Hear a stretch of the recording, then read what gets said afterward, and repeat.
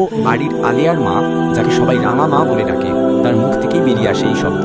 মুহূর্তে জনতার সকল মনোযোগ, সকল আকর্ষণ যেন এই একটি শব্দকে কেন্দ্র করে আবর্তিত হতে শুরু করে। এ কান ও কান থেকে 7-5-10 কান হয়ে গেল।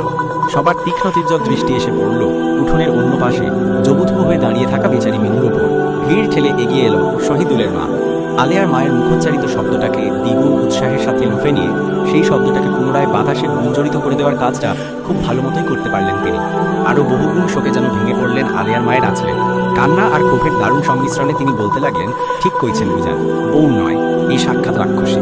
আমার ছেলেটার জীবনটারে তামা তামা কইরে দিল এই পোড়ামুখী। আমার ছেলে সংসার সব তছঞ্চ কইরা দিল বউ।